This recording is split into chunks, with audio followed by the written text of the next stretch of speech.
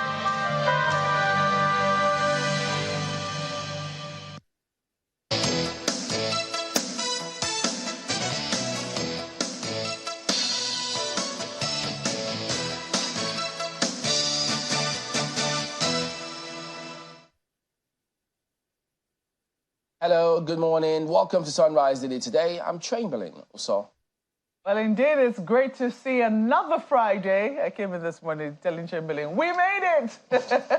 Another Friday.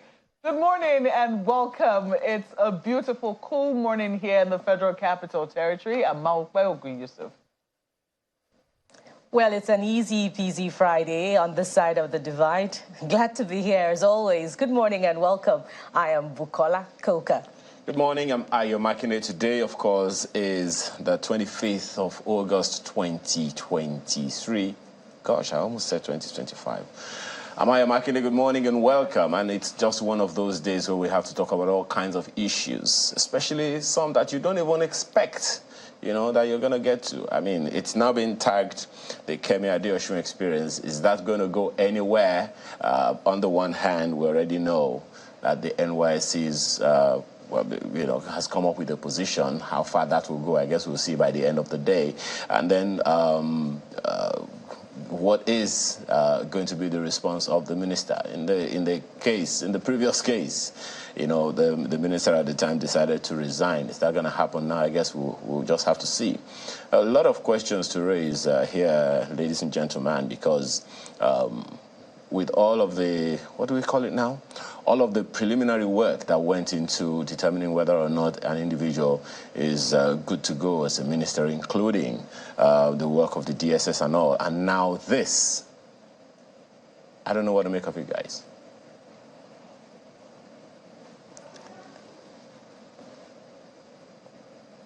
okay, well, you know, the thing about all of this is there'll be several questions that will be asked of the screening process. Because, yes, several people had always raised questions about that method, where they say, well, if we already know persons, we know their capacities, we know what they're about, and so And that was why the House Majority Leader tried to explain it. But that notwithstanding, you still have several people who were wondering, who expected at least some sterner questioning method.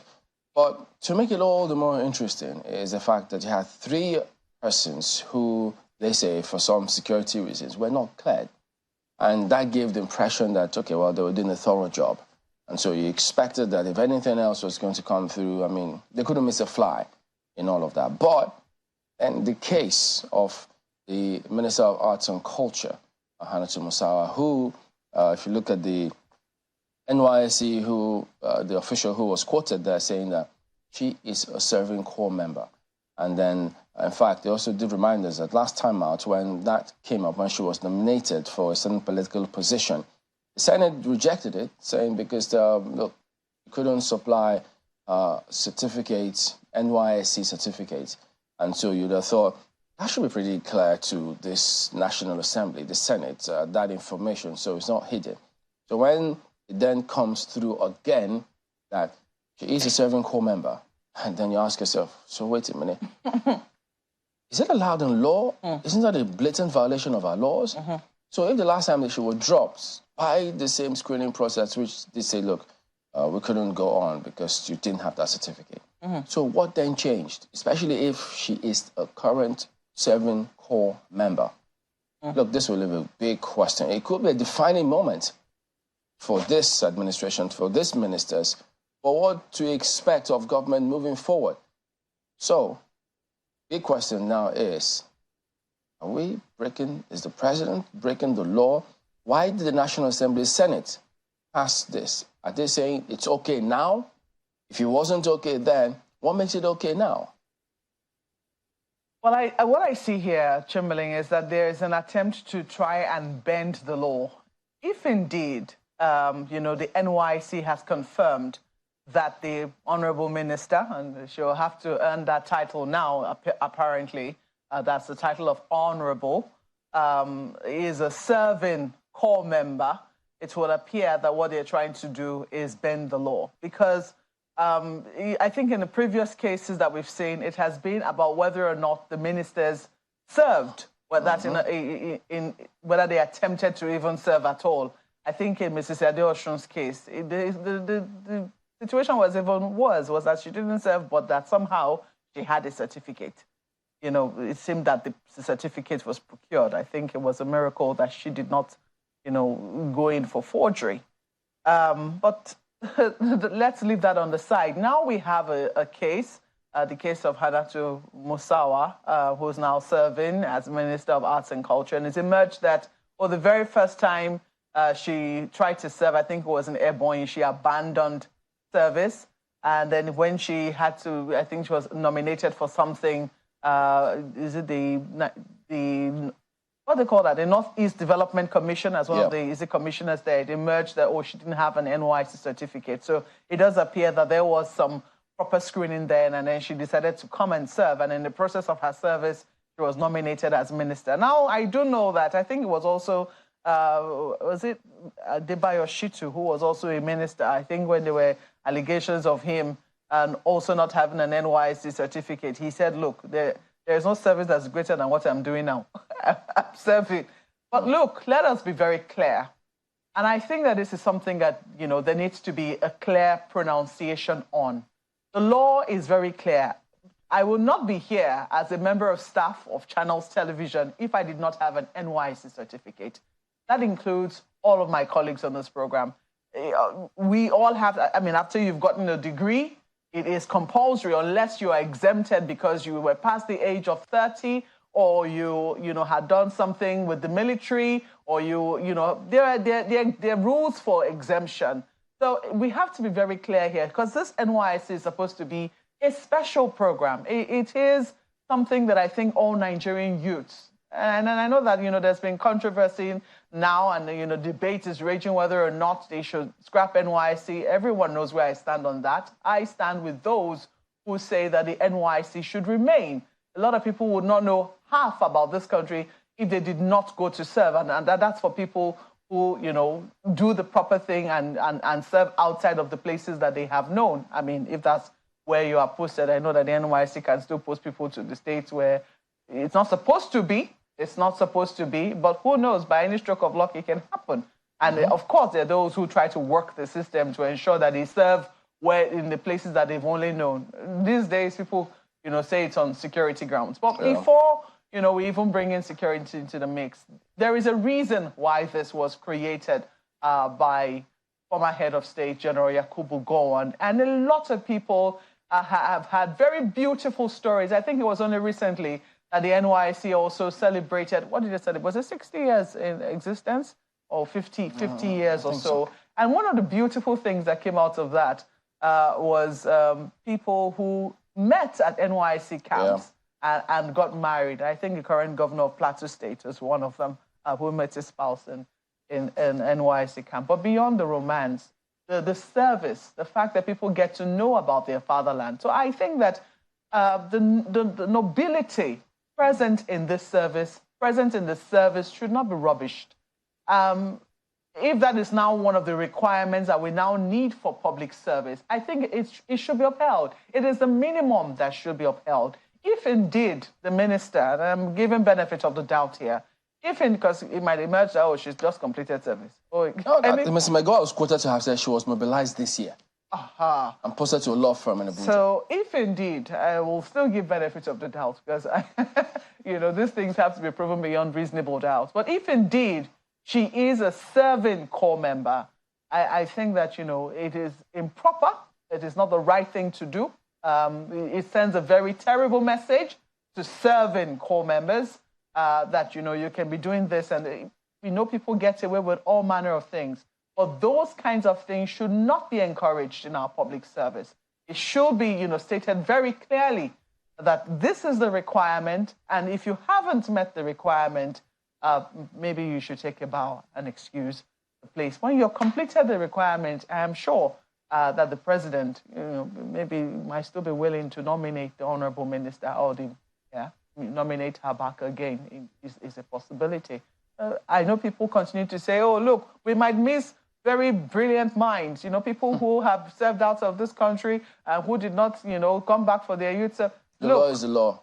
It's not just that the law is the law. It's a privilege to serve us. It's a privilege. Yes, for those who truly do the work, it's backbreaking and sometimes the job can be thankless. But make no mistake, when Nigeria calls you to serve in her public offices, it is a privilege to serve 200 million of us. So if these are the requirements that we say, okay, this is the minimum you should have, you should even have demonstrated that you've served us in any capacity and for 1 year of your life. I don't think that requirement, Chamberlain, is too much. It's just all well and good that that's what the law requires. Absolutely. Okola? Yes, indeed, Mark.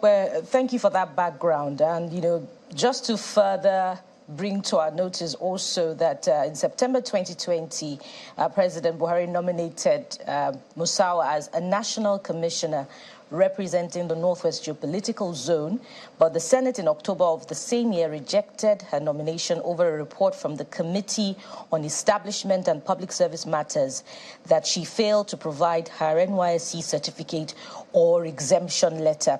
And Ayo and I were going over whether or not the NYSC is indeed in the Constitution. But before that debate, it would seem that we should at this point also recall that the Senate did not approve some nominees based on security reasons. And if this sails through, are we now, as Malkwe has rightly asked, trying to bend the rules? Is one sin greater than the other? I think this is a very, very critical question that we should ask. Indeed, we've seen this administration include a very young person in the cabinet serving, I think, in the Tax Reform Committee. And while that is commendable, as a policy of inclusion, bringing in young persons and helping them find a platform of expression, that's very laudable. But this would seem to be a different matter entirely because of the importance of the NYSC certificate and because of precedent over the conduct of past political officers in this matter. Of course, that's how Ayo started. We can't forget in a hurry, not a little dust was raised over the NYSC certificate of former Minister of Finance, of course, who, by the way, provided sterling, professionalism to her work. But that just seemed to be a gray area because, the NYSC certificate that she presented was in doubt. So if this is the case as well, and the NYSC is a requirement for any political office holder, and indeed for any worker at that, in whatever sector, I believe that, there shouldn't be any selective, approval in the case of Musawa, the current Minister for Culture. I believe that, political office holders at all levels should uphold the law such that, we can set a good precedent. And I think what's important here, as Mawpe and Chamberlain have underscored, is the legality of it. Not the morality now, but the legality of it. If the president, only needed to attempt to school start, and, the minister, we're not even clear now, but Section 147 and 148 of the Constitution of the Federal Republic of Nigeria is clear about some things, that the minister the federal minister in Nigeria's Fourth Republic, has to do, and all of those things. So it is clear. What other things have to be considered? I guess that's what we wait to see. If there is a claim to have served, the NYSC, then perhaps that's where the problem is. If you went through a first degree in Nigeria and you present the certificate, it must be accompanied, perhaps, I believe, by an NYSC certificate. Where that is absent, then there will be these controversies. Guys, I think, if you ask me, Chamberlain, Mawpe, and Bukola, I think it's now up to the federal governments to come out and make a statement about this, whether from the minister's office or from the Senate or from wherever. Let Nigerians be clear what the objectives really are, what the circumstances are, and why we're having this controversy again. It is not good for us as a nation. If she's a certain comment, but just to add, it may be that, it's a realization of the importance of that certificate going by precedent. That's why, she has, been in a hurry to take care of that aspect of her documentation. But Nigeria, I believe, welcomes, professionalism, welcomes experience, welcomes, individuals who will contribute to national development in one way or the other. So Mrs. Musawa can take care of that aspect of her documentation. And I believe that the country will be willing to welcome her, back into cabinet. But this also goes as instructive for other political office holders, to ensure that their documentation is put together and would not raise, question marks at the levels of scrutiny. There are quite a number of cases in court over certificates of political office holders, and it leaves much to be desired. Mawpe and Chamberlain. Just wonder what the explanation would be. Either the Senate or the presidency, because... Maybe they'll say, oh, she's still serving. Yeah, she's serving. She's still serving? Serving is serving. Yeah, if you're still serving, it means you don't have your certificate. That's what it means. And if you don't have your certificate, how did you then make it to this position, which is clearly not backed by law? You could check Section 315. You could even go and look at Section 12 and 13 of the NYSC Act. And I thought it's just pretty clear. Is there something good? Well, look, we just need an explanation. We need an explanation on this matter because, look, this was a very, very interesting scenario. So, well, maybe there might be something that people are missing, but hey, that's why we say, look, we need an explanation. Either what was the consideration from the Senate upon confirmation? So what then was the consideration from presidency upon nomination? If, remember, at the time that they didn't clear her because she couldn't present certificate. So this is really sad, though. If indeed it comes out that indeed she's still serving, it's really hard. It's really sad because don't forget that, we're still looking at increasing the number of women in the president's cabinet. It's still not, we're not at par, women versus men. And she is a really, really pleasant personality, and she's, she's shown what she's capable of in terms of the art. She's shown her passion for the art, and it would seem that she's one of the, round pegs in a round hole. But if she hasn't fulfilled this particular criteria, this this certainly is sad. And, you know, I think it's important that she, you know, shows that she's also a person of character, you know, and on this particular stance, she will not try to bend the rules because she, you know, or interpret it in some funny manner. I think that what the rules are rules. And also trying to wonder, if she submitted a secondary school certificate, she'd be allowed to, she'd be cleared? Does it suffice? A secondary school, is that what you must... No, just trying to be hypothetical. Because, I mean, we needed to hear from them. What was your consideration? So just looking at all possibilities here. So if you submit a secondary school certificate, does that mean that you will not be required to show an NYSC since you didn't submit a university degree? Because she's mobilized this year. Hold on, what is the criteria to become a minister? Is it the same criteria for... possibilities in terms of what to expect from those who might be explaining things. Maybe lawyers will help us out here, but I know that the law is pretty clear. If you have, you know, I know that it says something to the effect that if you're going to be a minister, you must also fulfill is it the same criteria as, you know, as needed by, is it a senator or House of Reps member? I'm not very certain, because you just said if she only submitted a secondary school. If that happens, are we allowed to appoint people with just secondary school certificates as ministers? So those are part of the questions. Okay. So that's why we'll just double check our constitution to see what it says in terms of the requirement. But last I checked, if you have a degree, and I think it's one of the things that we need for ministerial positions, I could be wrong, we'll double check that. Lawyers can also help us out here quickly as to what sections of the law say that. But that's a very interesting twist you bring. So I guess we'll see. All right. While we're at that, we've still got, an hour plus to get clarifications moving forward. In fact, it's not just time-bound, really. But let's take you through some of the dailies here this morning, and we are going to go ahead. But again, the other thing is this. If you submit... I know, we'll go to the paper soon. Stop playing scenarios in my head. No. We have to. We have to. If you're said to have submitted, remember, hypothesis, if you're said to have submitted a secondary school certificate, and you then claim to be a lawyer. Certainly not. Certainly not. Let's take a look at Nigerian Tribune. That's where I'm starting this morning. So, so look at the lead story on the front page of Nigerian Tribune. Niger, I am the one holding back ECOWAS. Tinubu urges Islamic scholars to ensure constitutional governance restoration. Point blank. That's a lead story, and the writers there for you. In other words, other ECOWAS members are raring to go. They want to go, but the president said, no, hold back. Is that what's happening? So you see, that's why sometimes when certain narratives are all over the place, you just ask yourself, look, do they have the information that the presidency or those up there have? So now with this, I wonder if they will factor it into other matters, as it were. Okay, so at the bottom strip, Delta communities occupy Shell's flow station over non-inclusion in PIA, threatened to halve crude oil production. Are we back in the trenches? Are we going to go back there? That's Nigerian Tribune this morning.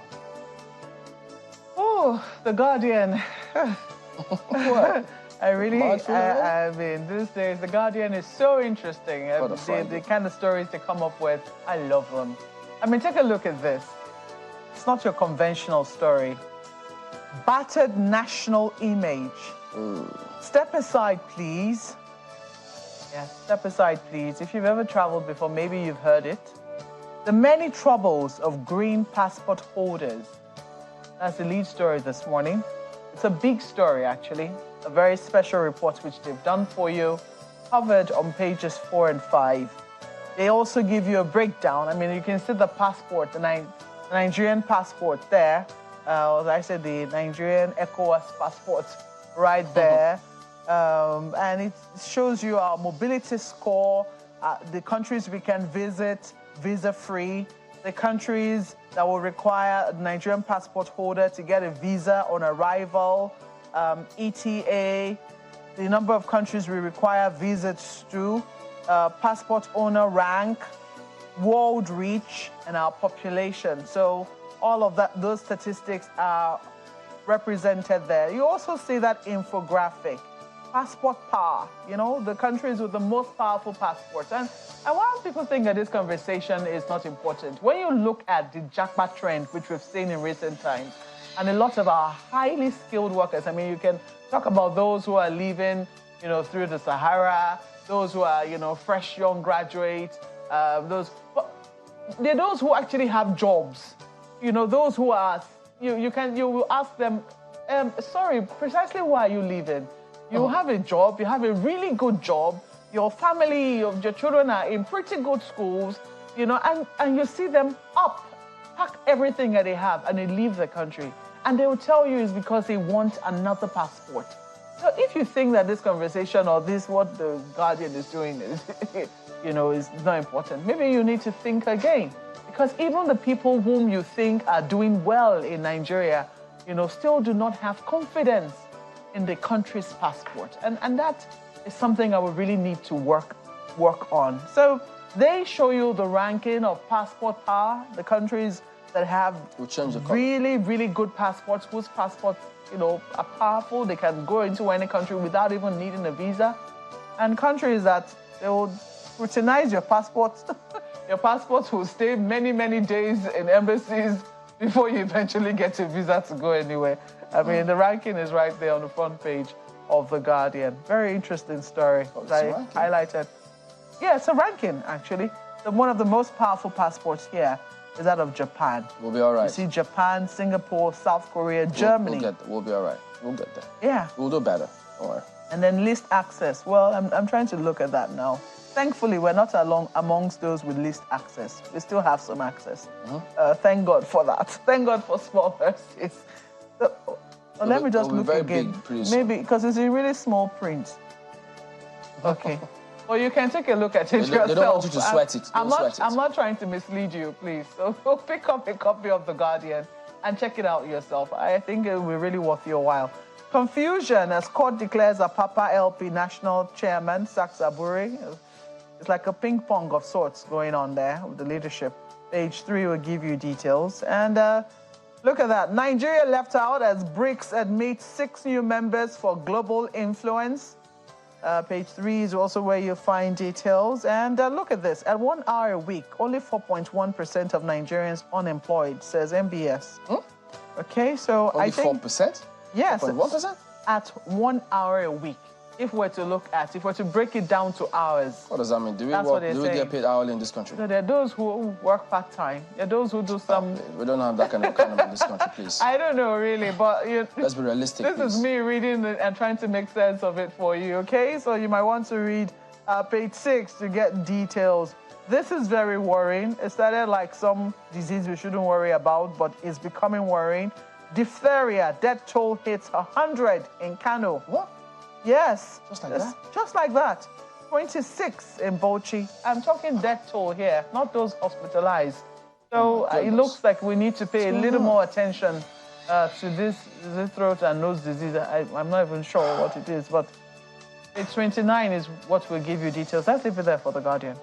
And turn next to Daily Independent, but Markwa, you took that paper right out of my hands. I was quite interested in it as you are. But there's hope, Markwa, because at least we were allowed into some countries visa-free. And those countries are not 1, not 2, 23. So I agree with you, Chamberlain, there is hope. Nigeria will get there someday. Speaking of...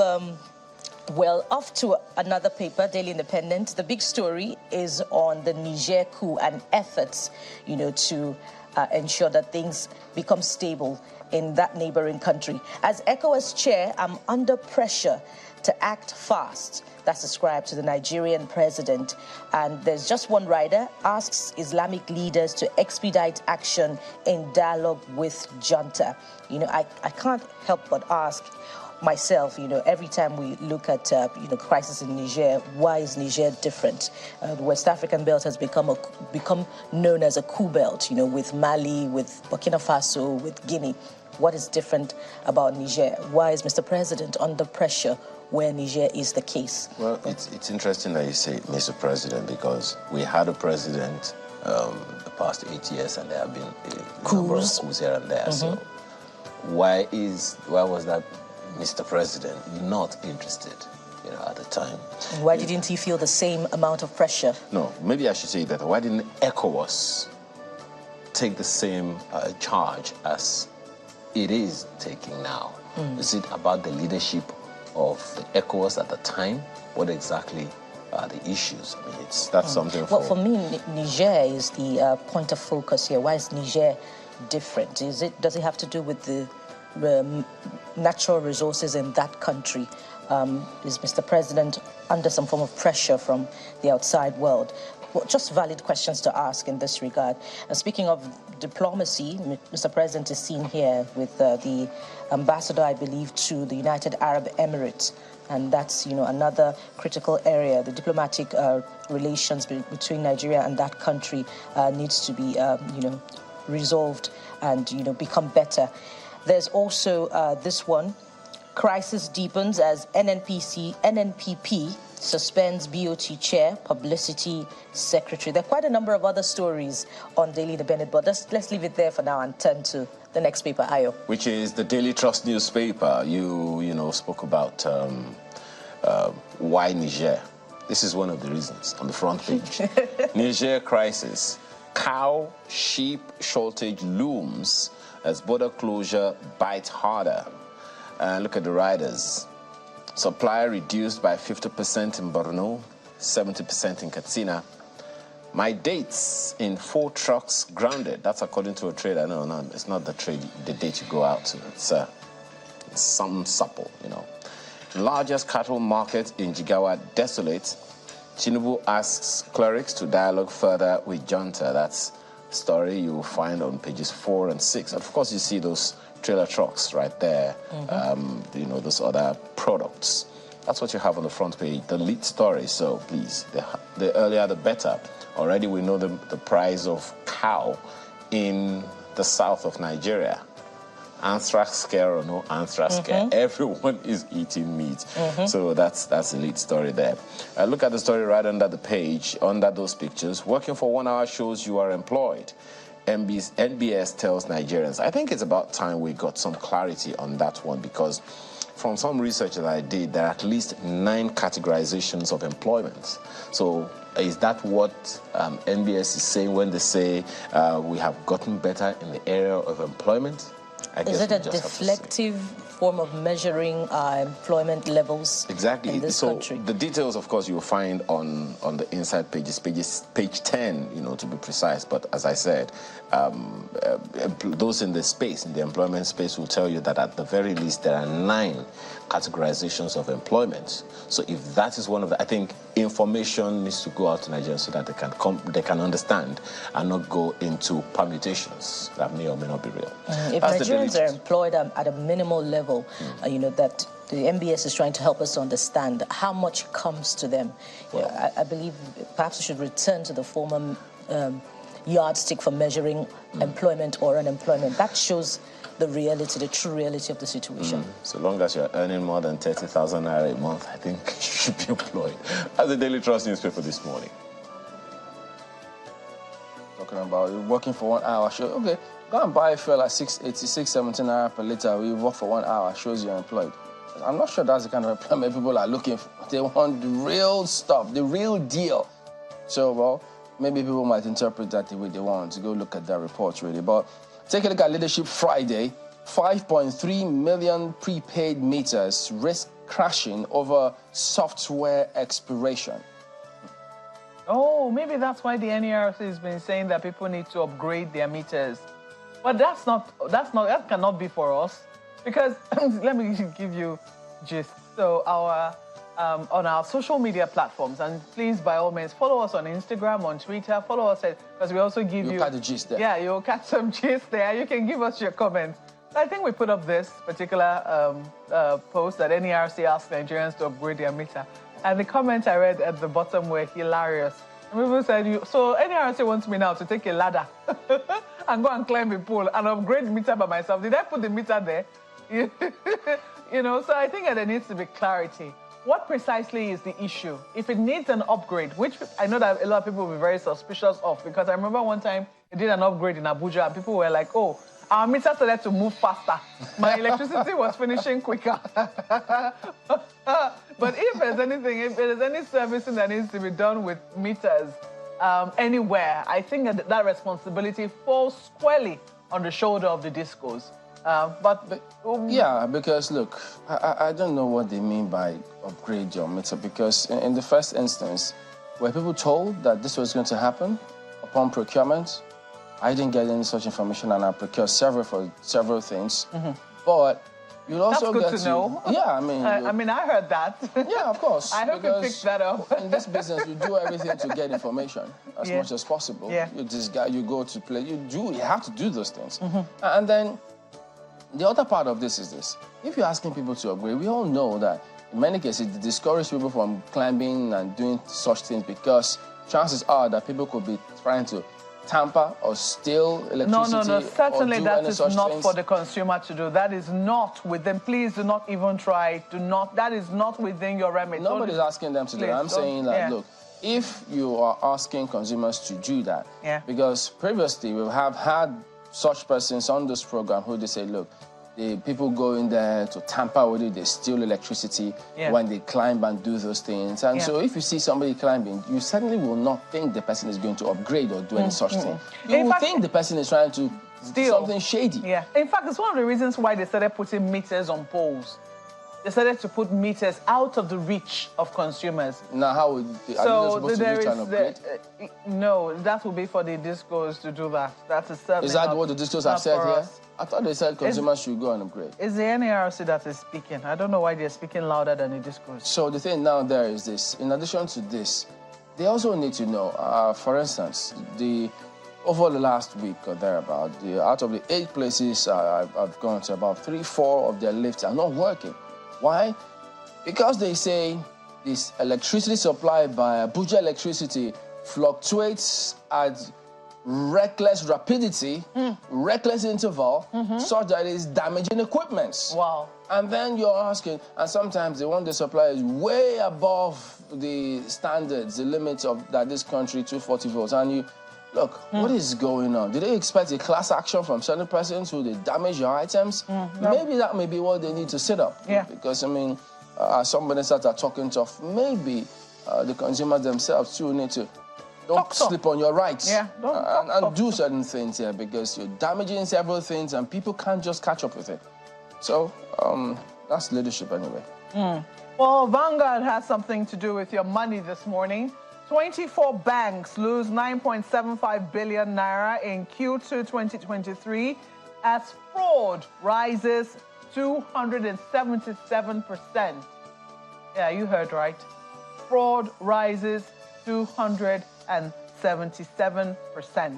The details are on page 5 of the paper. Well, this is the first time we're seeing banks losing money. Is it as a result? Wait. Is this deliberate? I don't know. Maybe it's as a result of revaluation. I hope somebody is not cooking the books. No, it's possible. As it said, maybe it's as a result of revaluation. You know, the naira has really lost some value against the dollar. Maybe can be as a result of that. Even during COVID, banks were making humongous profit during COVID. Well, they're not now. 24 banks. Lost. 24 banks lose 9.75 billion in Q2 2023. That's what we're seeing. Second quarter. Doesn't look like it's looking We'll read that story and just be sure. Yes, page 5 will give you details. Outsider involvement down 6%. Staff involvement up 22%. Yes, with regards to fraud. ASSB, ASBFI blames casualization, says sad for banking industry. Fraudulent loans rise to 94.35% at 5.46 billion naira. E-fraud losses stood at 59.5 million. It's capable of eroding confidence in banks. That's according to analysts. The story is on page 5 for you. They also have that story of the collapsed building here in Abuja. 2 die, many trapped, 37 rescued as Abuja Plaza collapses right there. Wike meets Tinubu, orders arrest of owner to resettle residents. Stories on page 7 of the paper. We're going to leave it there for Vanguard newspapers. When you go to upgrade your meter, do you know you have a place or you have to supply your name? So, anyways, it's a good thing. Oh boy. It's a good thing. Many ways to ensure only Nigerians, right? So what if you don't have needs? You can't get meter. No, but interestingly, I think it's not only Nigerians who are entitled to needs. Oh, I think they also asked even foreigners to register. And get it, right? Yeah, and we wondered why that was. I mean, we thought that was going to be another way of identifying us, but maybe they will capture you as a foreigner. So maybe there'll be no excuse as to why you don't have a NIN and you're living in Nigeria, consuming our electricity, you're not in a hotel. There's a new boss of NIMC now, so maybe they'll at least speak a lot more on this matter. So while you go online and see how you can upgrade your meter and not climb the pole. Oh, it's online? Yeah. I mean, upgrading is usually done online, this kind of stuff. So, but let's go ahead and see that. So we're back in a moment and take you through what we've got for you today. So stay on with us.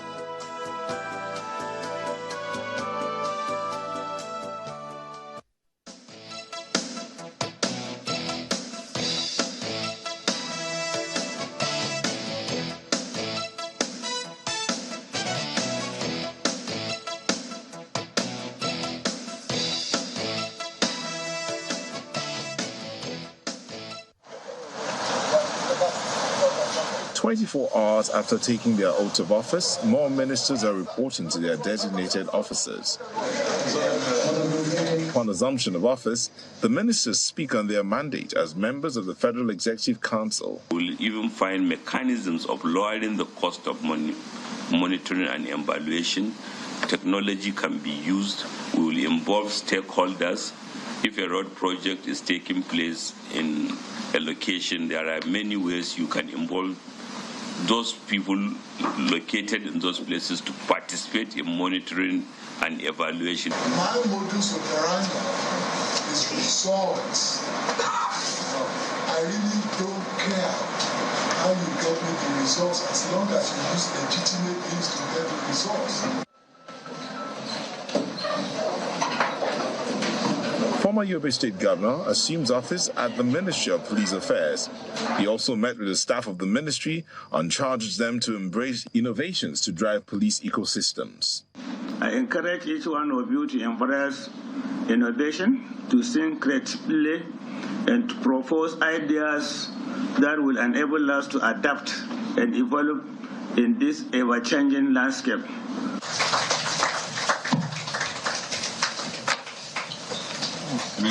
Staying with security, two former governors are assuming office at the Ministry of Defense. Former Governor of Jigawa State, Mr. Muhammad Abubakar, promises remarkable changes in the security situation of the country.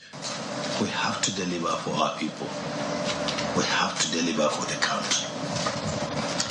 And have the promise today with all of you that within a year or so, we will have remarkable change in the security architecture of this country.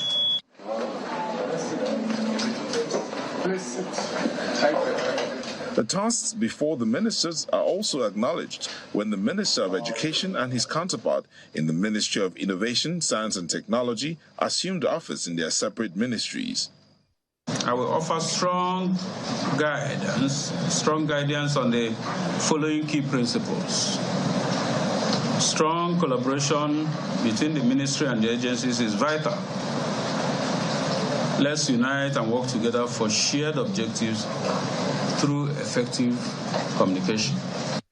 We are going to focus on what will bring change, fundamental change to the society, so that by the next 1 year, people can see that we have policies on ground that is meant to disrupt somehow some of the things that have not been either not done well or need rejigging, because society is in a constant state of flux. The former Minister of State for Labour and Employment, Mr. Festus Keyamo, used his first day in office to defend the president's decision to assign him to the Ministry of Aviation.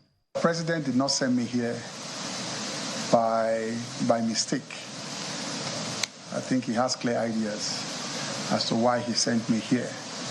And I will need your maximum cooperation. Everything I do has always been, with the aim of satisfying the people first. Former federal lawmaker Mr. John Eno reported for duty as the Minister of Sports. The Minister of Foreign Affairs, Ambassador Yusuf Tuga, also assumed duty at the ministry, where he unveiled his vision to rightly place Nigeria at the regional and global diplomatic pinnacle. Meanwhile, the Minister of State Petroleum Resources, Gas, Honorable Ekpe, says gas to power, gas to industry, and gas for export are priority areas that will be pursued aggressively. Today in Nigeria, because of dependence on the other sources of power, we don't have regular power supply. But with gas, which is cheap and readily available, the reserve that we are having today will last us for so many hundreds of years. The minister, like his colleagues, thanked the president for the opportunity to serve in his capacity, but the country and her citizens will be looking to see how their service translates to a better life and a better economy.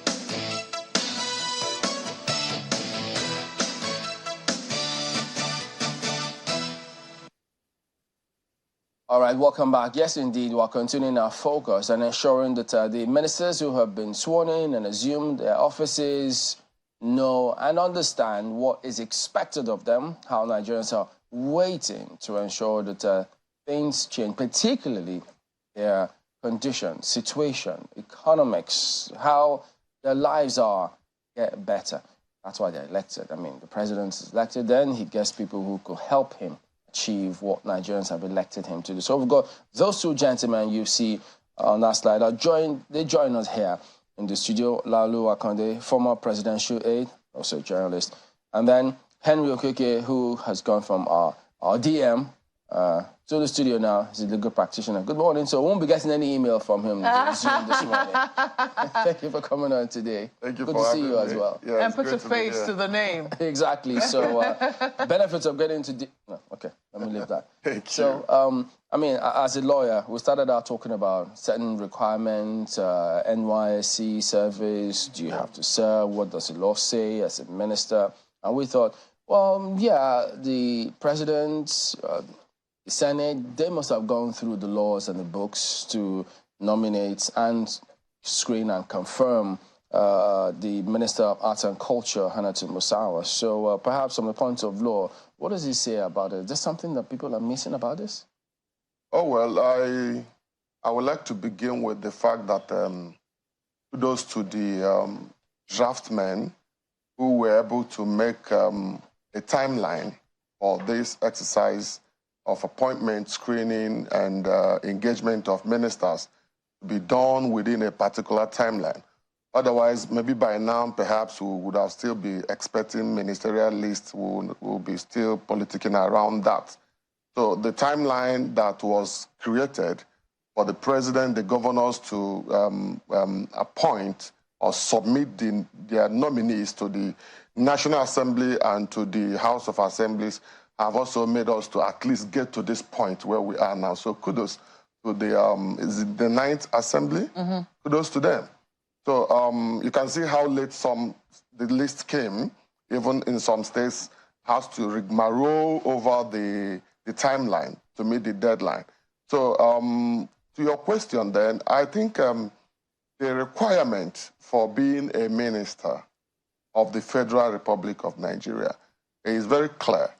The Constitution of the Federal Republic of Nigeria made it clear in Section 147 and going to the soul of the matter at hand, Section 147, Section 5 of the Constitution, subsection 5 of this provision makes it clear that for you to be a minister of the Federal Republic, you must be qualified for election into the House of Representatives.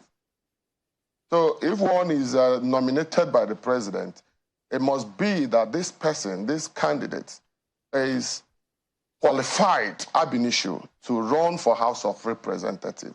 That is the basic qualification. Then you now look at what are the qualifications for running for House of Representatives. The Constitution is very clear too. The primary requirement is that you must be a citizen of the Federal Republic of Nigeria. The age requirement is that you must be 25 years at least. So this minister, I was listening to your program, Mark said honorable minister and minister. So both of them, I don't know which one to use. This minister in issue meets, I think, the age requirement, also meets the citizenship requirement. Another requirement is educational qualification. That is where we are hovering around on this issue of NYSC. It says SSCE, or First School Living Certificate. Yeah. First School Living Certificate. And then you go down to... First school, that's primary school. Primary school. Oh. Yes. Then you talk about criminal record, and then bankruptcy, and then employment in any other federal or state civil service. These are the requirements for one to be a member of House of Reps, which automatically qualifies one also to be a minister of the Federal Republic of Nigeria. So the issue is this NYSC controversy on the minister. Where does it come in? For me, it comes in more on the side of conventions, more than on the side of legality or criminality. Because if you look at Section 13 of the NYSC Establishment Act, it makes it clear that you have to be what? Ready to serve, and your refuser, one who refuses to serve, commits a criminal offense. It is in the refusal to serve that the offense arises. And if you are a graduate, like she's a lawyer, of course she did not acquire LLB, BL from secondary school or primary school. She must have gone to university to graduate and go to law school and all that. So basically, she is not talking about I am primary school or this. She is talking about I am 7. And that NYSC Act in Section 13 says a graduate who refuses to serve is liable for an offense, 2 years imprisonment, and or 4,000 naira fine. Oh, boy. 4,000 naira fine. Okay, so, but if I could jump in, pardon me. Yeah, come in. The question of refusing to serve, will it arise if I do not intend to use my university degree for any employment purposes in the country? It definitely arises once the record shows you are a graduate. That section says a graduate. But for instance, politicians... A graduate that refuses to serve. For instance, politicians, even if you have a PhD, some of them, they will go and present First School Living Certificate or SSCE degree for eligibility to contest elections.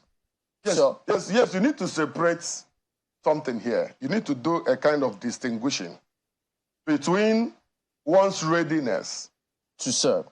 One's readiness to make available his or her a certificate of NYSC discharge certificate, and the law as to whether it is a requirement. The law here says that you have to be as qualified as a House of Reps member. Which is First School Living Certificate. Yes. So you don't need to send the NYSC certificate. The question, that is where the line is. So what's the point of being ready to serve if I don't send it? Like I said at the beginning, convention requires that the president, the National Assembly, the leadership, the country ought not to encourage this kind of scenario, where others who are yet to serve will start feeling, I can be a minister without NYSC certificates. Where others who have endeavored to serve will now start feeling, what's the essence of all these things? Because, are you telling me that the state where this candidate is from, this minister is from, that we run shortage of people with lesser controversies, controversial qualifications, or lesser, what will I call it? No, this has to do with convention more. But there are governors who only tendered SSC certificates too, and no, this is critical. This is a separate issue for me because the minister in question is a lawyer. Okay, the minister in question is assigned the arts and culture. So when we begin to imagine what is the issue, is it that we are looking at her expertise or her milestones in the art and culture and tourism section that the president, the leadership says it must be this person that must be in this position? Ordinarily, you could go for someone that is with lesser controversial qualifications on this particular NYSC because you are talking about serving the nation further. The primary service you've not rendered. The primary service, although it is not a mandatory requirement of the law for you to serve, but it is basically conventional that this has to be. But she has done something smart. She's serving. She's serving. She is serving. That is the issue. She has not refused to serve. The NYSC Act says refuses to serve, and now she is serving. But that puts us again on the table of convention and doing things right in the country. You know, I'm just thinking. So it means if you have to be a minister, say, petroleum. Yes. Or education. But we know in NNPC, they require what? First degree, second degree, sometimes third degree. So if I only have SSC, then I can preside over all of the, wow. You can be Minister of Petroleum Resources, even with your secondary school. So maybe, indeed, maybe our laws need to be looked at again. Because some people will say, you mean our laws actually envisage a situation whereby we'll have only a school cert leaver presiding over, very important ministries like that? But the issue is this. Are we going to write everything ABC as a constitution, everything and put it into a law? No. Otherwise, our constitution will be as big as Zuma Rock.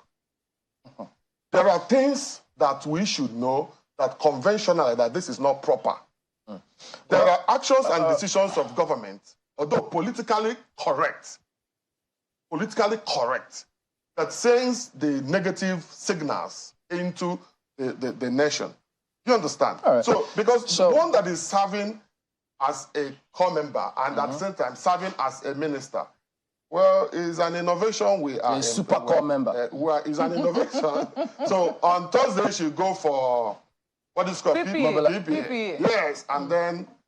And I hear in NYSC now, you have to physically go and do your, what's that, verification? So these are the areas that I'm looking at. Is it conventional? Well, Mr. Laulu Akonde has been with politicians, so he might understand some thinking that we may not. But in addition to that, if you'd like to respond to that as well. So when ministers come on board, do they, in terms of trying to get an understanding into FEC considerations, the kind of expectations that Nigerians have of them, is there something that you see that, of course, they are aware of it comes up in meetings, maybe FEC meetings, such that they know that, look, they have no choice than to perform? Because if that were the case, why then do we have several ministers who don't seem to be up to scratch in terms of performance and results? Okay, yeah, well, I think it comes down to the style and what Mr. President wants to achieve. Don't forget that these ministers are appointed, at the pleasure, and they serve the pleasure of the president. The president has the power to hire and fire at any time. That was why you saw that even before the swearing in, he made some changes because he's completely within his purview, by law. Yeah. So he is the one that sets the KPIs. He is the one that determines, within the law who should be in place. And I would say, regarding the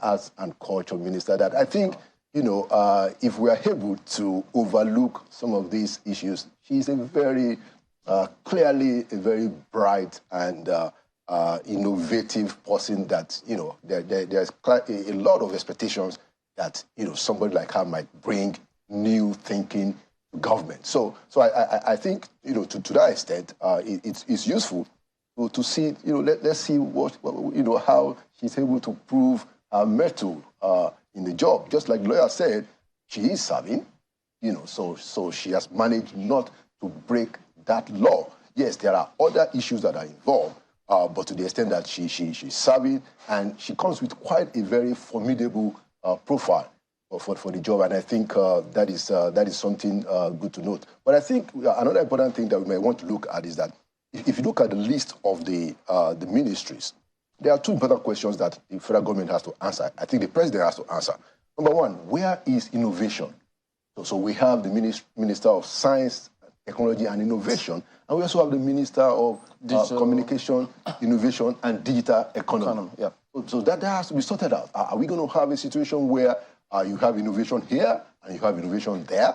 And probably maybe this has been sorted out between the two ministers, because the reason why that is important is that in previous administration, even when you didn't have innovation under the Science and Technology Ministry, the people in Science and Technology just assume that innovation is under their forte, and the people in Communication and Digital Economy also made such assumptions. So you find out that there are meetings where both of them are contending. There's a tough battle. So I think it's important for the president to clarify, where is innovation? Is innovation in science and technology, or is innovation in communications and digital economy? Secondly, people haven't paid notice. The president now has two coordinating ministers. Yeah. Okay, so we have the coordinating minister for economy, and health and social welfare. So the question is, so what is social welfare? Is social welfare what we used to have under social development, which was in humanitarian affairs, which is no longer there? That is poverty alleviation too? Exactly. So that has been changed from humanitarian affairs, social welfare and disaster management to humanitarian affairs and poverty alleviation. Now, but social welfare is now taken to health. Now, is social welfare the same thing as social development? Now, I understand that what the president is trying to do by bringing social welfare in line with health is that while he's trying to advance the macroeconomic issues in the economy, maybe 4 to 5% GDP figures, in positive trajectory, he also wants to keep an eye on how that impacts the people in real times. I understand that was why they brought the idea of social welfare, which is a very commendable thing. But it's important to also clarify, is that social welfare the same thing as social development? Or for instance, the issue of social investment. Now, some people will say that health is not just an absence of disease. Yeah. It's also like a total package, the welfare, the well-being of the person, as the case might be. But let me take you up on the first issue which you raised, which is about innovation. Because some people will say, isn't it taken for granted that in digital economy, innovation is one of the driving forces of the digital economy? I mean, people who create all manner of things in the digital space, they are innovating, aren't they? Yeah. And then even in science and technology, isn't it also taken for granted? I mean, even in other ministries where innovation is not directly implied, say works, for instance, innovation will also, exactly, they have to be innovative. So isn't it implied rather than, something that must be stated as per, this is the only place that innovation can take place? Absolutely, and that's the point. So innovation ought to be a cutting portfolio, I mean, it should cut across all the ministries. But the problem arises when you now put a name on it in two ministries. Now, don't forget that I said that even when that wasn't the situation, when you didn't have innovation in science and technology, the people in science and technology, brought about issues, and everything comes down especially to procurement. I mean, that's where, that's what the tug of war will be. Exactly, so it's important. Give us an instance. What are they procuring that could be causing this tug of war? It could be anything, it could be anything at all, I mean, and when you talk about procurement, I mean, some days you don't want to go on live television and talk about, but, let's just just give it a broad perception that, look, there will be issues. Procurement is going to be one of such things. And it's important for government, but your point is right. Before I conclude, your point is right that innovation ought to be everywhere. It ought to cut across all the ministries. But when you choose to put a name on it, then you got to be clear whether, as a matter of fact, you don't even need to put it anywhere. If it's going to be crossing, or if you put it in one place, don't put it in the other place so that you can avoid tough battles. Tough battles are normal anyway. You're going to have them. But this is even going to make it more complicated. So this coordinating ministry, and I know my colleagues want to come in just a moment, Lagos, please. But, taking a look at the word coordinating, because normally you would just have the Minister of Health or Ministry of Health, as the case might be. Now you have coordinating Minister of Health and social welfare. Yeah. So isn't it taken for granted? Because some people have also raised this question as to whether or not are we looking at having super ministers, people who are overseeing more than one ministry, even though they have their core ministry. So isn't it a way of saying, okay, this is your core ministry, but you must keep an oversight on what is also happening in these other ministries? Isn't that what's happening with economy and health? And it's a very commendable gesture, by the way, because it shows some very insightful, innovative thinking that, look, how do I get to put my eye on the ball on some of the major important things? For instance, you have Dr. Ali Pate, one of the ministers that everybody seems to agree that this guy has the competence and the experience, to do the job, handling health and social welfare. And I think from what I hear, that the president wants to ensure that as we are having economic development, as we are trying to push up, our macroeconomic figures, that he also wants to keep an eye on the human condition of people. Now, we will need to have a little bit more clarity as to what that entails, but to your point, when you have a coordinating minister, you are saying that there are issues that this person will deal with that goes beyond their immediate purview. So, for instance, the coordinating minister for the economy is also the Minister of Finance, but it means that it will have some kind of oversight on everything that is economy. But not that one will be seen to be superior to the others. Well, that is neither here nor there. It might imply that one has some kind of higher assignment, so it's considered, and that's why there's a difference. So you have two people who are called coordinating ministers. So they are not exactly in the same category as ministers, in my view.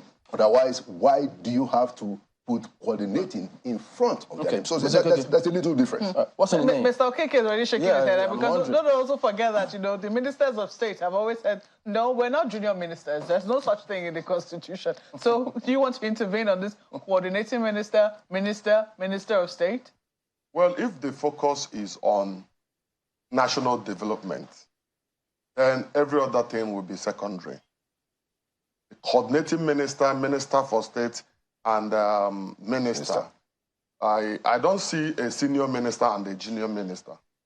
I see colleagues. Their functions are interwoven, they are interlaced. So we are expecting as citizens to have them work together. If you are coordinating minister, just like we're in this studio, we are guests. We don't need to know who is a boss between you and Chamberlain. You are both coordinating perfectly here. And the job is going on well. So why would people come to serve the country and they are focusing their energy and time on big minister and small minister and coordinating minister and all that? So I begin to wonder, what is the essence? What is the need for Nigerians? It's used because basically what we should be focusing on are the innovations, like he mentioned, and you rightly put it. There is innovation in everything. There is need for innovation in all we do. I am particularly interested in the Minister for Marine and Blue Economy. The blue economy, where we need serious innovation. That is the ocean economy.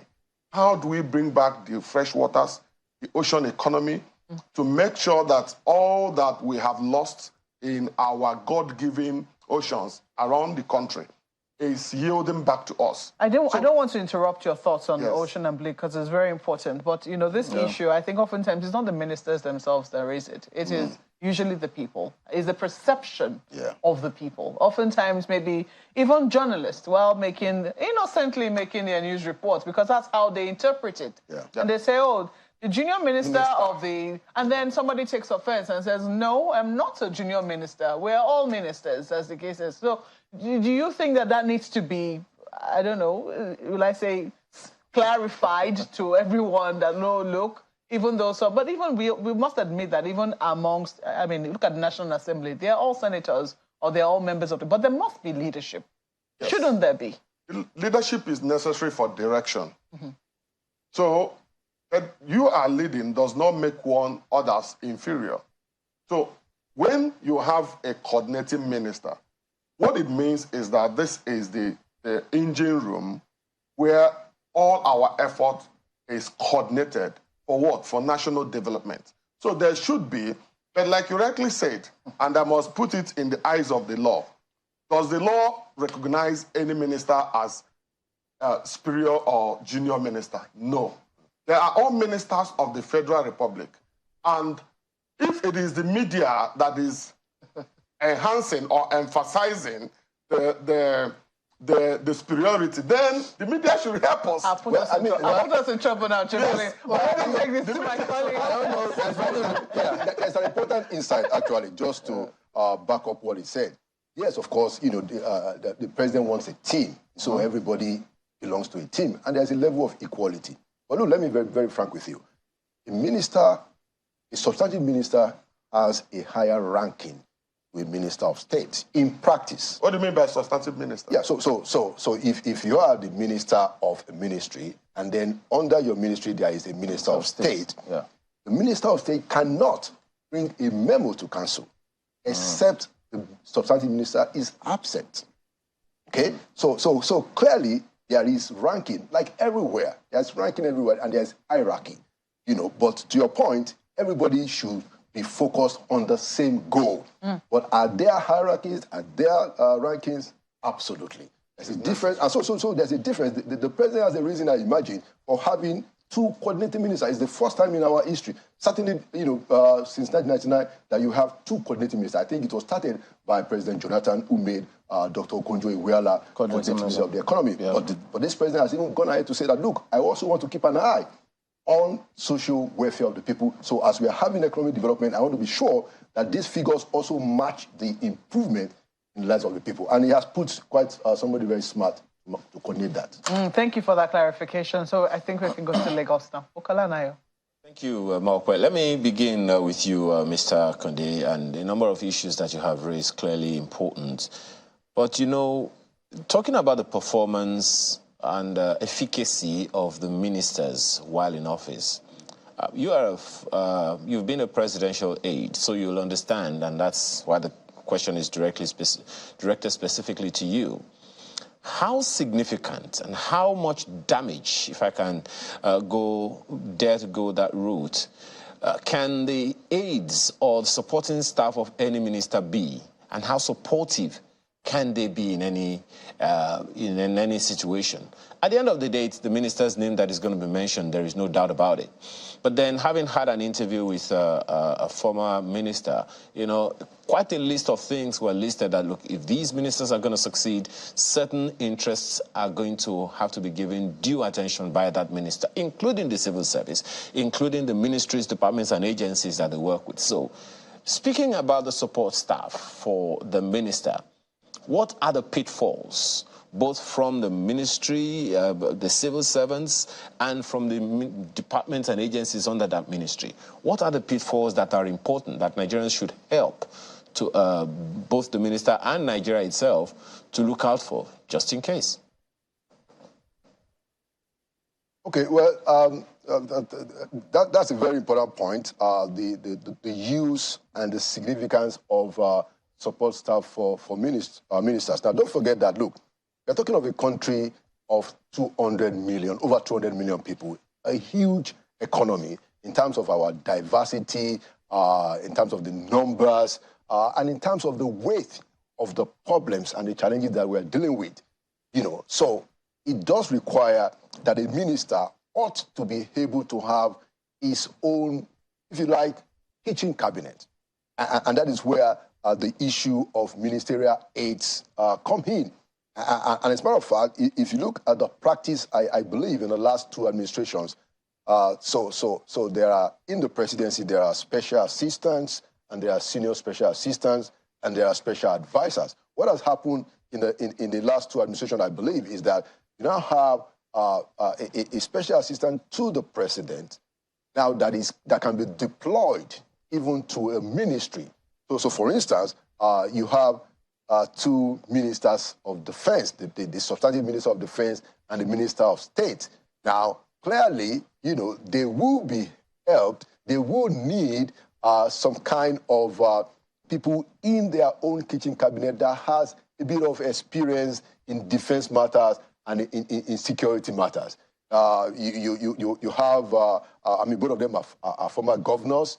Defense is actually an exclusive federal portfolio. So in such instances, the role of a ministerial aid is very, very vital. But generally, it is useful for ministers running some of these very big, very significant ministries to be able to hire people that have the technical expertise, without which they may not be presented with the robust set of options of what is possible or what it is that they should do. So to the question of ministerial aid, very, very significant. And like I said, in the last two administrations, you have a situation where all the senior special assistants, all the special assistants and special advisors, they report to the president, but there are times when they are deployed to the ministries. Now, coming to the issue of the civil service, look, everything rises and falls on the civil service. And there's no better way to say it. Now, these are the people that will be there even after the minister is long gone. Now, the president can hire and fire a minister at his whims and caprices, because they serve completely at his pleasure. But the issue of a civil servant is a little bit more complicated, and it's not as easy as that if you're going to fire a civil servant, especially some of these directors. You see what is going on right now. The head of service, the Civil Service Commission is trying to make some rules and try to enforce certain rules about the duration of a director. Is it supposed to be 8 years or whatever? And nobody is, you haven't seen anybody responding, to it. It just tells you that these people, at times, they are entrenched, and for good reason, because, you need some continuity in government. So my point is that it is important that we also pay attention to civil service reforms. Is a big deal. And this is where, the work of people like Mr. Ike Imokode should be commended, because he has a program that is going on, I think, now for about 4 to 8 years, where he's trying to bring some very useful... Mr. Konde, the issues that you have raised, permit me for butting, are quite significant. But let me ask Mr. Okeke perhaps the same question, but in a different way. While Mr. Konde was commenting, he mentioned the vastness of the country, the population, 200 million or plus people that we are all over the nation, 774 local governments. And especially at the federal level, ministries, departments, and agencies are spread all over the nation. Federal agencies spread all over the nation. And guess what? The minister has a responsibility to oversee them. What are the challenges you foresee? That's on the one hand. On the other hand is that they have to collaborate with states who may or may not be on the same page with them. The solid mineral, for instance, you know very well that there is nothing the minister can do as far as solid mineral is concerned if they do not have a conversation with the states, because the land belongs to the states, and what is in the land or under the ground belongs to the federal government. So how do you see these two issues being played out?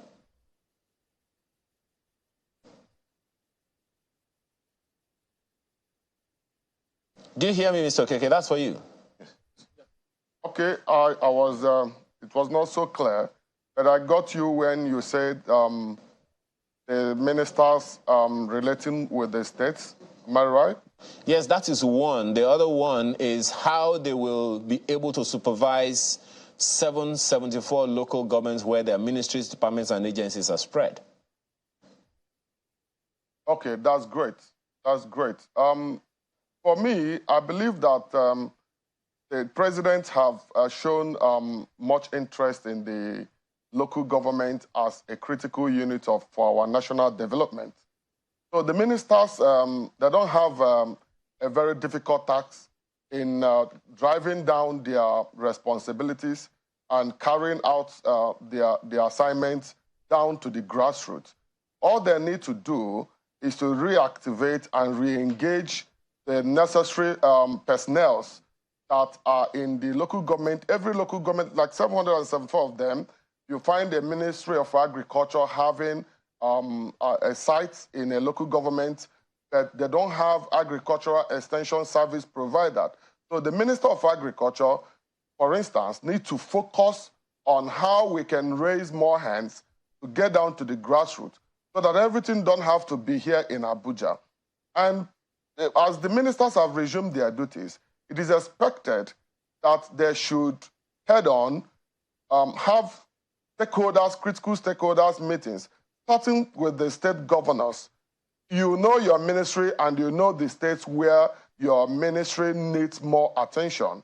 You focus on that. Like I was trying to do blue economy before now, the dredging of the Niger, the states that where this ocean passes through, the aquatic areas in the nation, you need to have meeting with the governors, understand how, yes, these governors are the presidents in this state level.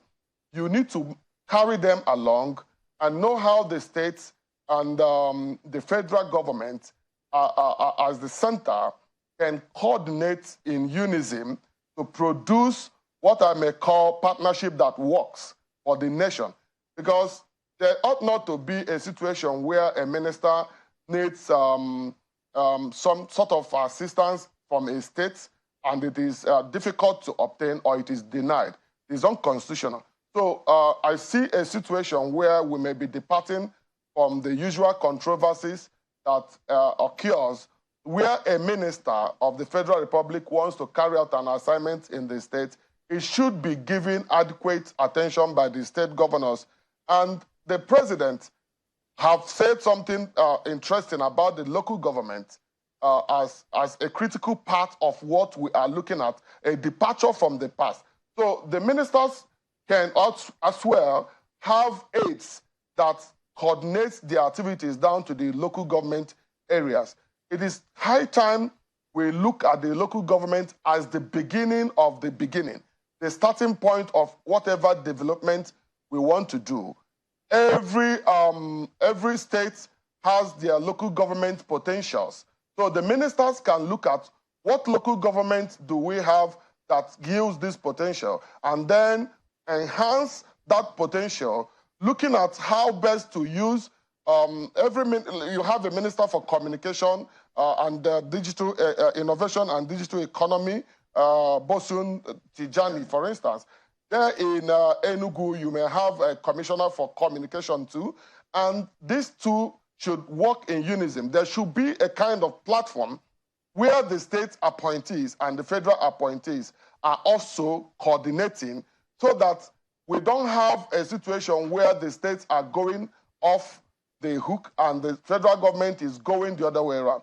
So the nation needs to move strategically by bringing in the local government at the center of the national development.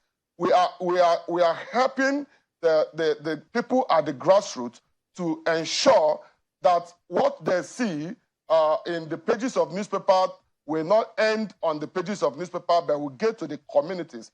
That is the essence of the whole leadership engagement we are having as a country. And just to reiterate your point, there must be a high degree of understanding between the ministers and the state governors before we can even get to the local government level.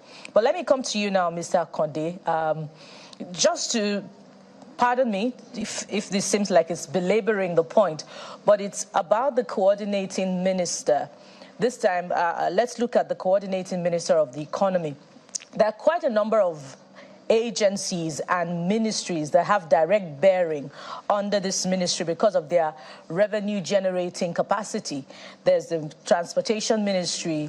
There's also the introduction of the Ministry of Marine and Blue Economy.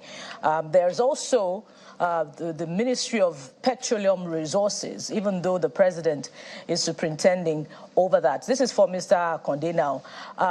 When you look at the pedigree of the individuals involved, one may say that the new Minister of Finance and the coordinating Minister of the Economy is junior to the others. If you consider the tension that had been between ministers in the past and even former governors and even ministries, in the past, do you see a pushback or a tension, particularly at the Federal Executive Council level, between the coordinating Minister of the Economy and some ministers that may be considered senior to him because they are former governors? For instance, the new Minister of Marine and Blue Economy is a former governor, and the coordinating Minister of the Economy is a former commissioner in Lagos State. Do you sense tension that could, crop up in the course of doing their work?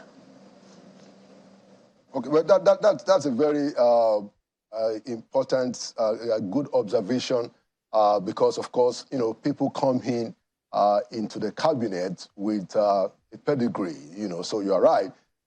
Some people came in as former governors, some people came in as former commissioners, some former ministers. Now, so that does have something to do with what happens. But what we must understand is that the Federal Executive Council is the president's court, okay? So it is what the president wants in terms of the setting, in terms of the arrangement that is going to prevail.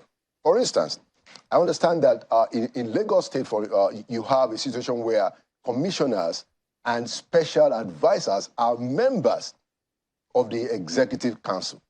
Now, in the federal government, from my experience and what we have known, the members of the Federal Executive Councils are only the cabinet-ranked ministers.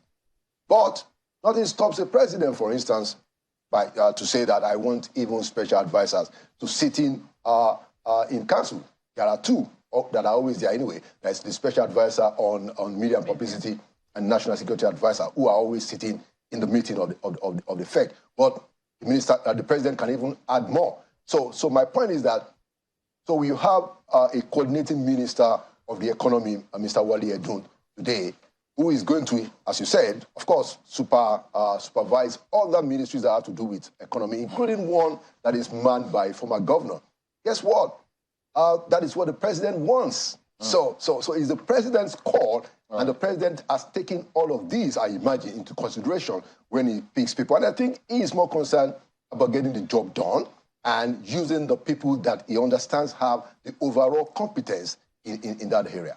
All right, gentlemen, we have to thank both of you for coming on. Lalo Akonde, former presidential aide, as well as Henry Okeke, a legal practitioner, and thank you for watching us over the years. We appreciate that.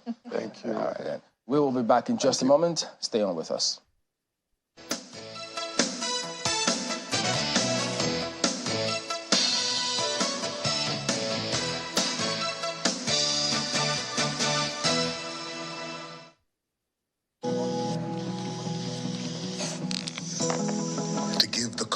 That only comes from knowing you are fully sorted, to show up for you just when you need a hand.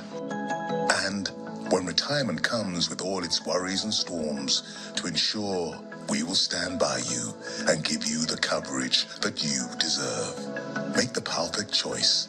Choose PAL Pensions today. PAL Pensions, your pal for life. We are passionate about two things in Nigeria.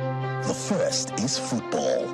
The second is our rice. And nobody celebrates like a Nigerian. So, for every goal scored, every mark made, you can be sure to always come back home to rice. Celebrate with Nigerian Premium Big Bull Rice, homegrown just like you. Big Bull Rice, tasty rice, nourished you. The Peace Lasuli Ministries presents its 10th annual conference, Kingdom Intervention Conference 2023. Are you sick and tired of being sick and tired? Are you ready to break every limitation in your life? One word from the Lord can change your world. Kingdom Intervention Conference 2023, a healing and prophetic conference. Ministering virtual, Dr. Randy Clark and Bill Johnson. Ministering live, Dr. Tom Jones, Catherine Runala, and Charity Cook. Date, Thursday, 31st August to Saturday, 2nd September 2023. Time, 8 a.m. to 7 p.m. Venue, Crispin Hotel Event Center, Rayfield, Jos, Plateau State. Also, you can stream online at www.lapislm.org. Viewing centers are available in Lagos, Abuja, Kaduna, and other cities around you. Register now at www.lapislm.org. For inquiries, call +234 703 437 1401. Come and experience God's unfailing love.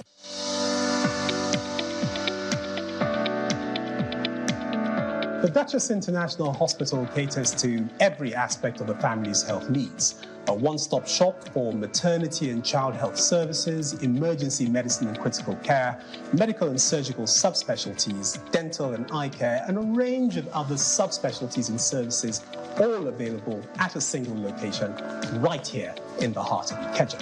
And it really doesn't matter if you're paying out of pocket using your HMO or private insurance. We focus completely on providing that world-class affordable healthcare for all the family at all times.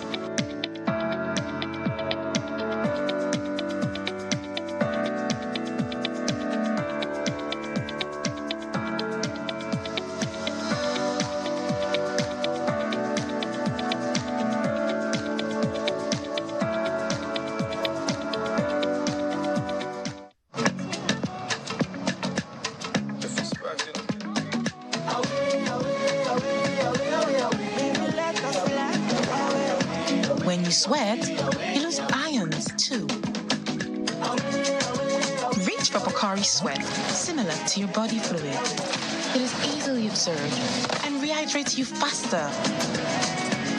Replenish your ions with Pocari Sweat Iron Supply Drink. Are you passionate about changing your country for the better? Do you think you can make this change with a profitable business? Here's your chance to win a grant of 30 million naira, mentorship from an industry expert, and access to an exclusive network of business leaders. We are looking for ambitious, dedicated social entrepreneurs to take part in our exciting new business competition show, Fund It Forward. To apply, go to www.funditforward.tv. Fund It Forward, a channel's original series.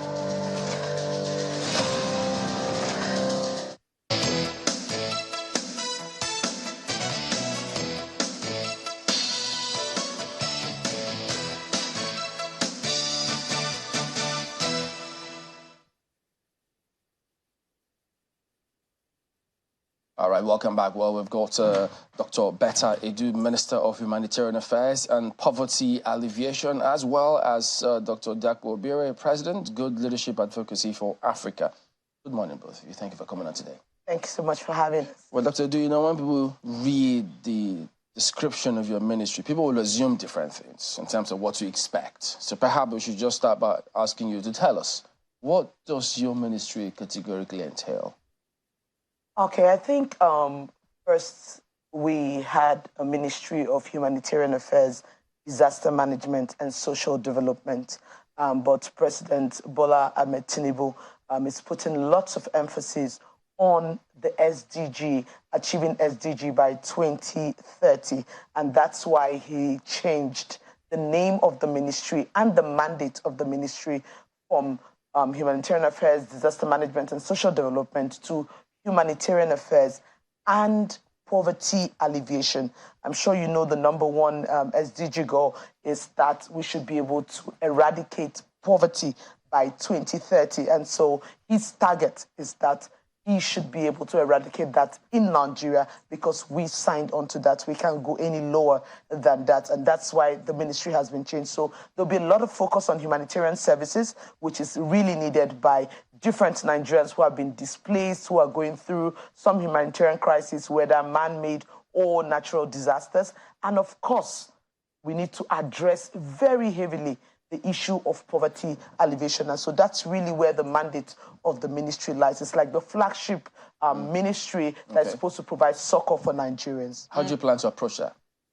Okay, so presently now we are working on our the full detailing of all our action plan on what we've been doing, that we'll be doing. The agenda has been set already by Mr. President in his action plan when he said he's going to be increasing the social nets for Nigerians, creating jobs, both skilled and unskilled, moving us really from a certificate economy into a skilled economy. Of course, eradicating hunger, because that's one of the key issues around poverty. And then he's going to be working on the educational sector. So when you have cash transfers, conditional cash transfers, they are attached to conditions like a poor family must ensure that their children go to school. So the cash transferred to you is for the education of that child, and then government intervenes to ensure that the child can go to school, afford to have nutrition while in school, and then have all they require to thrive in school. So there are different levels to it. For the humanitarian angle, we'll be doing a lot and bringing in some innovation. One of it, which I would want to state today, is the Humanitarian Trust Fund, where we'll be mobilizing resources from across board. We would, as government, put our resource into that central post. We will get the development partners to invest in it. The private sector, just like what we saw during the COVID pandemic, where private sector stood up to the challenge through the COVID, and they came all together to support. They'll be coming into the humanitarian space really, really very large. And then we'll be talking to different countries, bilateral agreements, and of course, individuals and businesses that are ready to support this cause. So it's a whole full package, and it will be unveiled and launched in a couple of weeks from now. And then Nigerians can have the very fine details of what they expect to see from the ministry. Well, I wasn't certain whether to say congratulations to you or to say good luck. Because you do know. Exactly, because I'm sure that you, of course, appreciate the amount of work that that lies ahead of you. You have spoken in the past about lifting 133 million Nigerians out of poverty. Even though some people will say that those figures were talking about people who are multidimensionally poor. Sure. So it is rather broad, so to speak. Do you have a category of, I mean, you've talked about hunger. I mean, those who are, facing, food shortages. But do you have a category of people, and have you been able to settle on a more definitive figure of the number of people whom you're targeting in the first phase of some of your programs? So that's been worked out now, but the very first thing which we are starting almost immediately is the verification of the social register. I'm sure for a couple of days and weeks, we've been going back and forth with the Nigerian Governors Forum and several other interested parties saying the social register is okay, it's not okay. The people who are truly poor are not on the list.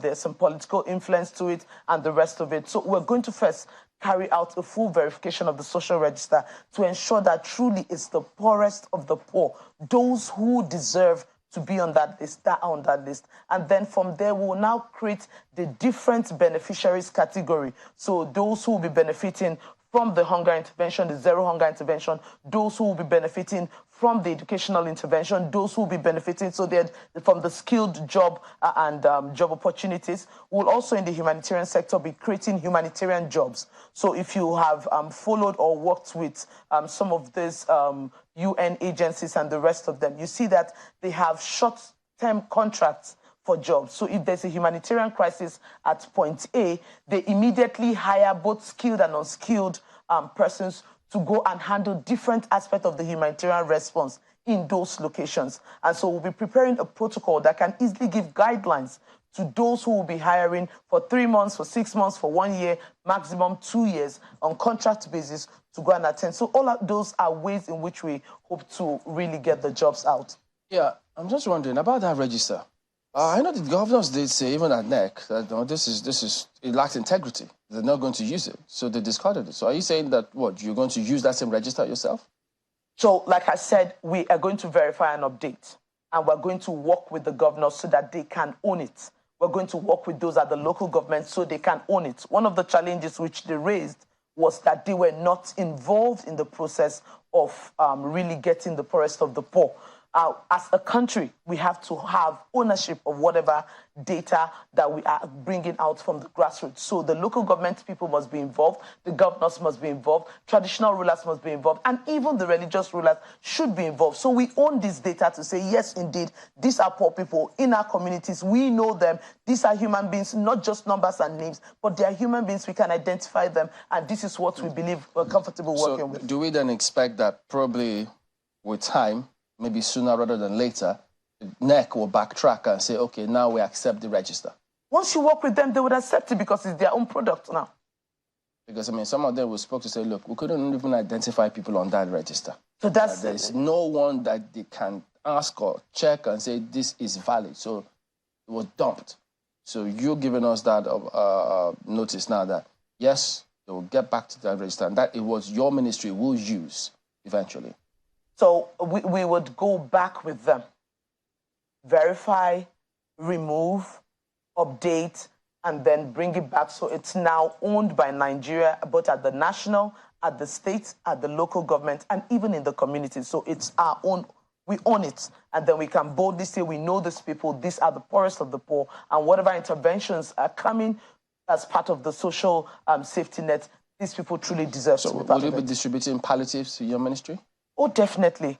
Definitely. Like we had already said, one of the pillars which we'll be working on is ending hunger.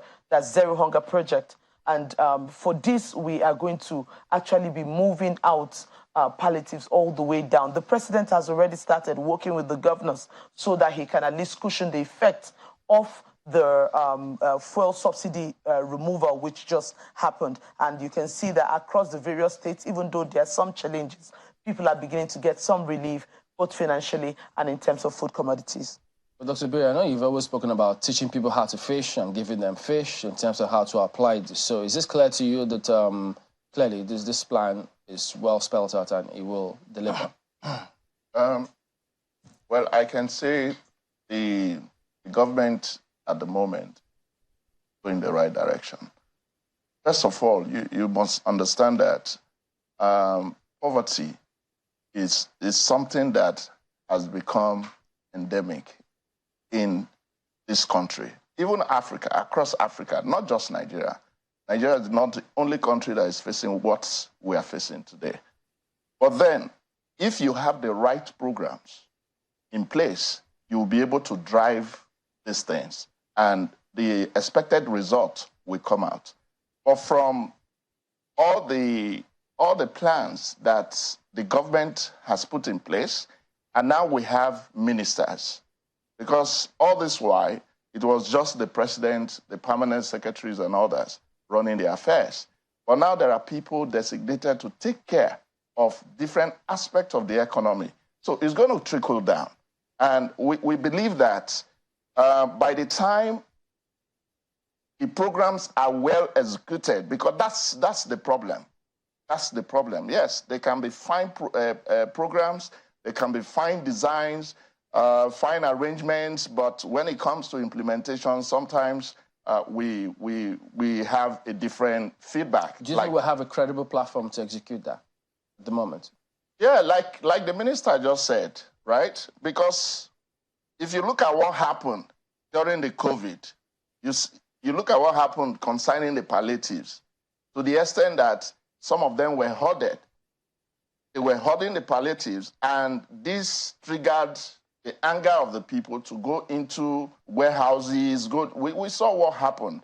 But at this time, I think the government should be more proactive in doing things, and they should organize it in a way that the people that this palliative are targeted to should get these palliatives, not another avenue of jamboree for some people. So I think the minister, from all she has said, I can feel it from my own part that, yes, she's ready.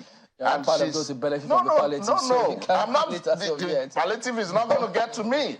But then it's not. I'm not looking forward to receiving anything. But I have people back in my community that need palliative. But Dr. Du, when you talk about lifting 133 million people out of, that is huge. So is lifting them out of poverty just about giving them palliatives? No. Because at what point would you then say, okay, we have lifted these people out of poverty, whatever number? Good. So the first thing I would want to state here is that we will be very transparent and accountable to Nigerians.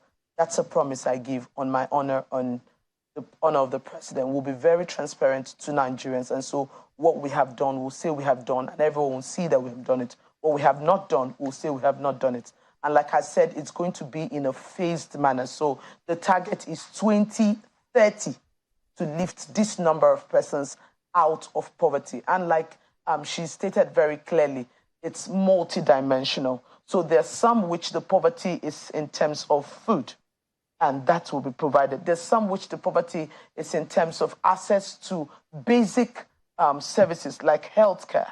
Some it's in terms of education, and the rest of it's no job, unemployment. So it's multifaceted.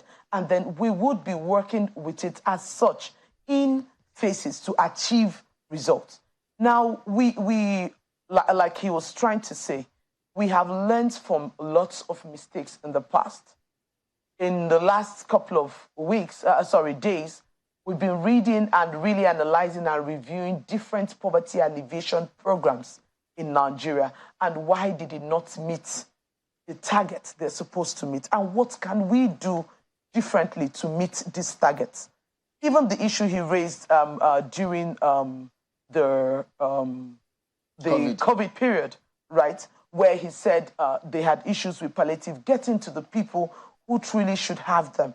These are all challenges. How can we now work in such a way that we don't have things stored up anywhere, but they are moving directly from manufacturers or marketers to the people who should benefit from them?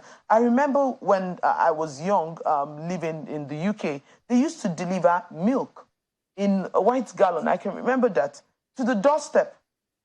So we didn't have to gather anywhere to get anything.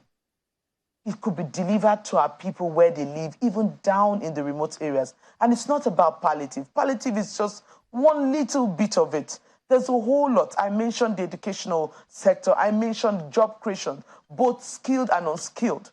I mentioned bringing people into fabrication academy, micro, small, and medium enterprises. These are all parts of the intervention to really elevate poverty. So it's a broad range, but we'll be launching it and we'll be telling figures and the numbers which would fall in each category so that Nigerians can know what to hold us accountable for and the timeline for which we want to deliver on it. All right, let's bring in our colleagues in Lagos. Chamberlain, well, Dr. Edu, I really don't envy, what you have to do right now, being Minister of Humanitarian Affairs and Poverty Alleviation. There are those who would say the social register that you're talking about, for instance, there are those who would say it's the only reason that the government and the governors are saying they're not going to be part of it, or they don't want to use it, or it's not authentic, is because they are not the ones, that came up with it. Having had an interview with, someone who ran the NASCO, the National, Social Register, Social Safety Coordinating Office under the Office of the Vice President in the previous administration. It talked about the fact that, look, it was an extremely rigorous process which was funded by the World Bank, and that both the governors at the time and the local government chairman at the time were consulted. In fact, he said they went down to the communities and that the list wasn't written by anyone. It was determined by the people in the community, the exact same things that you are saying, that you need to be able to verify. And it is down to the very, very, depth of the community. So to those who are saying that it is because some people, maybe some governors, weren't part of the process, that is why they are questioning the authenticity of it, or how would you be tackling that one? Added to the fact that you said something another, pundit has said in a civil society organization, that there is the register and then there is a beneficiary list. The register is what we are talking about now, but then there is a beneficiary list, which is sometimes drawn up by politicians. How are you going to navigate these in a way that perception does not undo the good intentions that you have? So, truly, like I had stated earlier on, the list was done. That's the social register was done, and they had support from the World Bank, like I have been briefed, right? And we are not saying that we're throwing away that work, all of that work. What we're saying is that we're going back with the governors and the local government chairman and those in the community to say, okay, these are the names on the register that we have right now. Are they verifiable? If they are, then we show it to the governors and his team to say, these are the people, they're actually poor, and it's verifiable, and so we can run with this. Or, of course, it's also a dynamic list, so some persons who were there yesterday might not qualify to be there today. So it's kind of like a housekeeping, a cleanup of the data, and then we all come out with it, accepting that we are part of this and we are good to go. Now, the point is, the beneficiary list cannot and will not be separate from the social register. So the beneficiary list is a subset of the social register. So we have to categorize which part of this social register or which persons within the social register qualify for this intervention, which person qualifies for this intervention. There are some interventions that will say women only, 70% women, disabled only, this only. So you have to, within that social register, get out the beneficiaries that fit into that category, and then we attend to them. But once we accept that this is the social register, I think we'll be good to go. Remember that the World Bank intervention of over $800 million is pending just based on the fact that the governors and indeed the ministry are unable to agree on what the social register should be. So we should quickly get that going. These are low-hanging fruits that we can achieve in a few weeks to months, and then we move on to more complex interventions which we intend to roll out.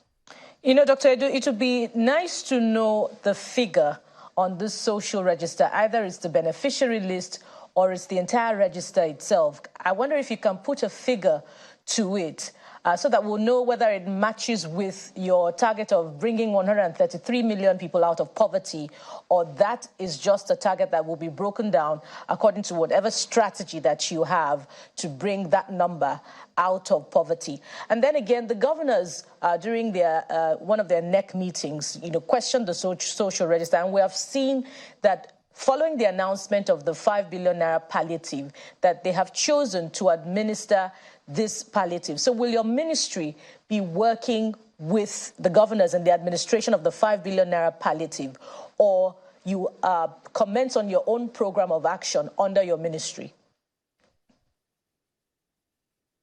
So, like I told you, the present arrangement which the governors are carrying out was a quick intervention by Mr. President to cushion the effect of the fuel subsidy removal.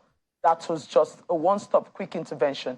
Right now, we are going to have a properly well-planned, fully expanded program to reach out to every state, and we will be working with the states. So we're not just going to be acting like federal government in isolation in our own silos. We'll be working with the governors, we'll be working with the local government chairman, we'll be working with everyone to see full implementation of it. Remember, Nigerians actually live in those communities, they live in those states, and they live in those places. And we'll also be working with other key stakeholders, like members of the National Assembly, to be able to get down to the grassroots. I mentioned the traditional rulers, I mentioned the religious rulers. These are key stakeholders that have been identified, and we'll work with them on it. We're also giving support to what the governors are doing presently across the states. But like I said, this is just an immediate relief for now. A full, elaborate program from short term to medium and long term will be laid out very soon. Okay, I'm not sure if you've responded to this, but someone wants to know, do you have specifics in terms of, are you targeting low-income earners? Any specific thing in that regard? Oh, sure, we are. we have, of course, you know, the criteria for poverty, which has been defined clearly, right? And then extreme poverty, which has also been defined as under $2.15. It used to be $1.95 per day. Anyone living below that is said to actually be in that category. So having this definition, whether the low-income earner falls within it, they are part of that social register. And that's why we're going back to verify. Okay, so we'll be looking forward to a lot of that because it's something that, don't forget the humanitarian component as well. Yes. It's huge because we've talked about that several times on the program, how some things need to change because when it happens to lots of Nigerians, they don't know who to call. Just even when they distribute some of this, they don't get it. You know, they move them to a particular place and that is it. Nobody comes back to all of them. So we're hoping your ministry will revisit that and have something that they can latch onto for the longer term. So I'll just add on this, right? One of the things which we'll be doing is putting out those humanitarian lines. Okay. So wherever you are, you can immediately get across to us, text messaging, whatever, and it's be toll free. Okay, so we'll bring that information to Nigerians. As we progress, Dr. Betty Adu is the Minister of Humanitarian Affairs and Poverty Alleviation. We've also had Dr. Dapo Bere, President, Good Leadership Advocacy for Africa. Thank you both for coming on. But just before we go... And all the best. Thank you so much. Oh, yeah, I thought I said that. I didn't say that? Oh, okay. I said it in my head, I guess. You had an interview with Dr. Arikana. Yes, indeed. And we have an interview coming up later tonight, the full details of which we'll show you. Dr. Arikana Chihombori Kwao is a former AU permanent representative to the United States, and she's been speaking very tough. Oh, well, she's known for her advocacy on Africans coming together to unite and being one, and and coming together to create a real super park because she believes that they're capable of it. But let me not talk too much. Just listen to an excerpt of what she had to say on that interview.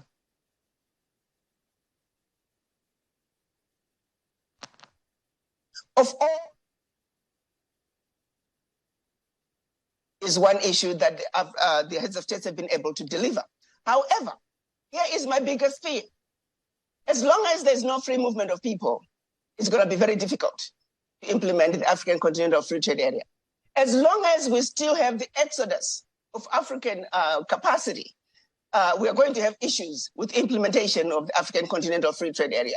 My biggest fear right now is that because of the African Continental Free Trade Area, we have now put a system in place where if we do not wake up to the reality, we are going to be handing Africa back to the colonizers, this time on a silver platter. Who has the funds to build the transcontinental highway? It's not us, Black people. Who has the funds and the capacity to bring about the development, to build the ports, to build the infrastructure that is required? It is not us. So who are the companies that are getting the contracts to implement the African Continental Free Trade Area? They're Chinese companies. They're Middle Eastern companies. They're European companies. They're Indian companies. It's everybody else except us. I have not seen a push to promote Africans coming together as a continent.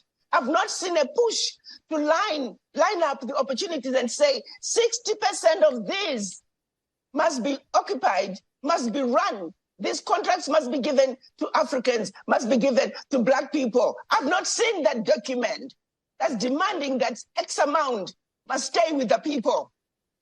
That is where I see the problem going to be. If we do not manage the implementation of the African Continental Free Trade Area, we are going to be handing Africa back to the colonizers, this time on a silver platter. Well, you heard it there, and I'm sure that you will agree with her 100% in terms of, when eventually, we've all signed. I think all 48 countries have signed up to the AFCFTA, and I think how many more are still expected. We've done the very first trade. There is so much more expected of that. And that was not the only thing she spoke on. She also spoke on the crisis in Niger. She is known for her very hot criticism of France, and she was removed from her position under very controversial circumstances, some believe over her views on, how France continues to, maintain an overbearing influence on the countries it once colonized. You can get the full details. I mean, if I tell you all about it here, what's the point of watching? Exactly. So please, 8:30 tonight, do keep a date with us on Hard Copy. So certainly it will be a must-watch. I will watch it, so we hope you all will do. So that is the show today. We do thank you all for watching. We'll see you again next week. I am Chamberlain, so goodbye. Thank you. I'm Maokwe Yusuf.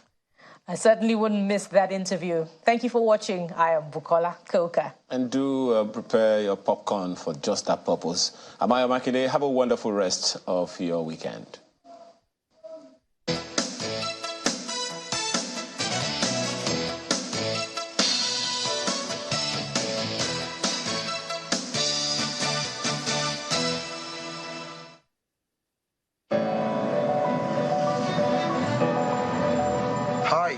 I'm Pato Rankin, and they don't call me World Best for no reason. I only deal with the best.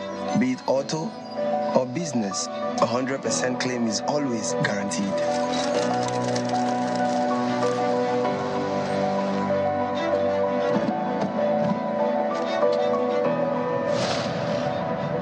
Welcome to World Class Insurance Services.